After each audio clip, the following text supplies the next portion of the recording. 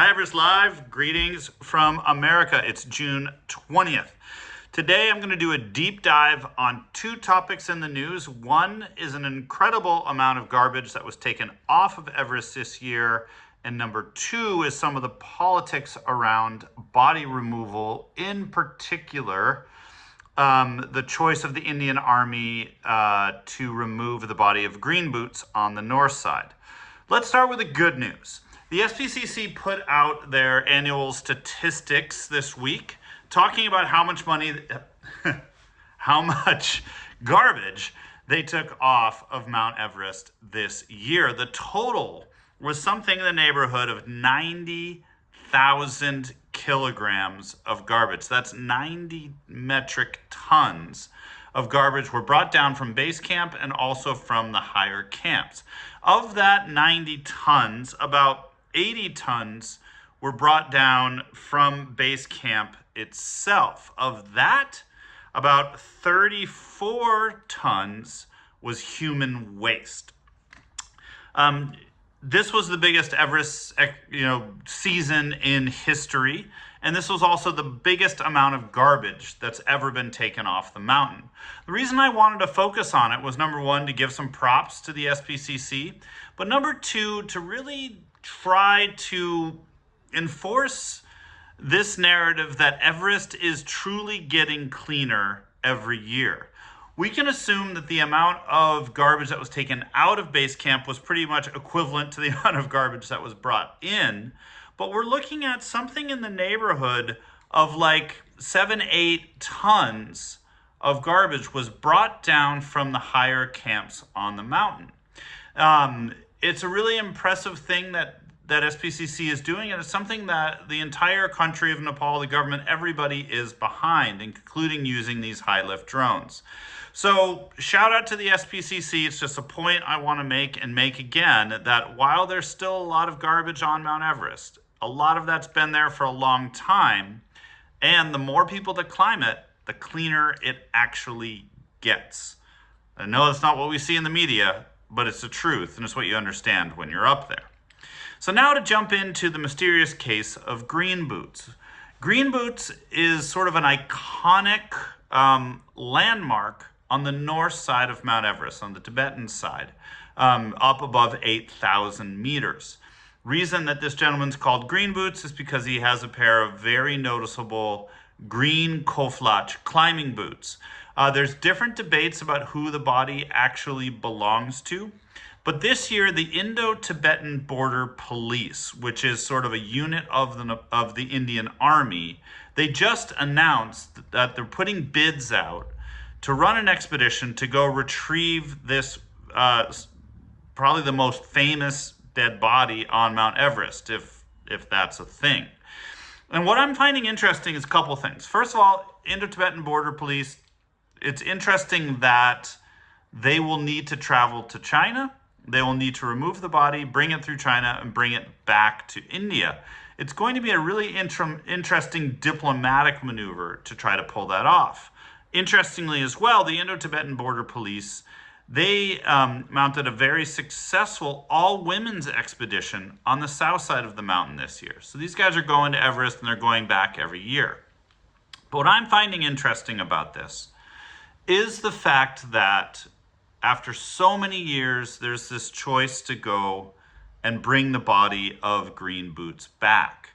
I don't exactly understand the motivations for it. Is it an excuse to go climb Everest again? Is there something motivating them in a different way? I really don't know. Is it a geopolitical move between India and China? I really haven't understood that. But what I find really interesting is, if many of you remember, one of the fatalities on Everest this year on the south side was an Indian tech entrepreneur from Hyderabad named Arun Tiwari. Arun died of exhaustion at the Hillary Step. And I've talked to a number of climbers this year, who climbed late in the season and literally had to step over or around his body to continue on the way to the summit. His body is still attached to the fixed ropes, from what I understand. And when Arun's family was notified, when people had to decide what to do with his body. Rather than following the rules of Nepal, Nepal by law requires that all bodies are brought down off the mountain. Arun's family decided that his body should be left on the mountain. But the interesting part about that was reported in the Times of India, was that Tiwari's family decided to leave his body on the mountain in part because of the cost. They were quoted something in around $90,000 to remove the body. But also they said that they, they're in their Hindu beliefs that if his body was left on the mountain, it was in a more pure state that was more auspicious for him and for the family. In the Times of India, it also quoted that if they brought the body down, it could be seen as being sinful, bringing him away from such a sacred and holy place. And what I find really interesting is that on one hand, the government of India is trying to bring the body of an unidentified Indian climber, but there's no move made to bring the body of Mr. Tiwari down, again, in accordance with Nepali law, but also because it's right on the climbing route. So to me, it's sort of these politics of, which bodies get brought down, which don't, and the politics of the amount of money that it costs. And the $94,000, I think, may be viewed as some as extortionate. But then on the other hand, you have to realize what it takes for climbers to go up to that altitude and to remove a body. It's incredibly, incredibly risky. And, risking the lives of rescuers to bring back the body of a dead climber is something they should at least be very, very well compensated for. So I just find it fascinating. And I think it's telling about how many decisions are made on Everest. My advice to future Everest climbers is, and we've seen this many times where families have felt that it's a better place for climbers to stay on the mountain, their body needs to be somewhere close to something that they loved. And I understand all that sentiment.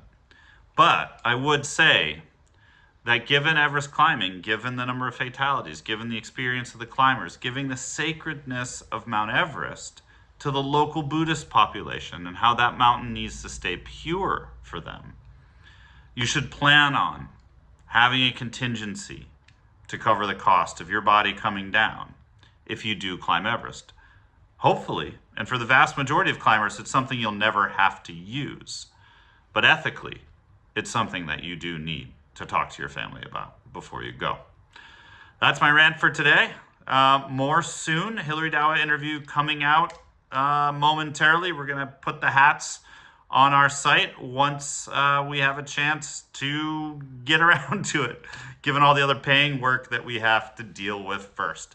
Thanks, everybody. More soon. Hope you're having a great weekend.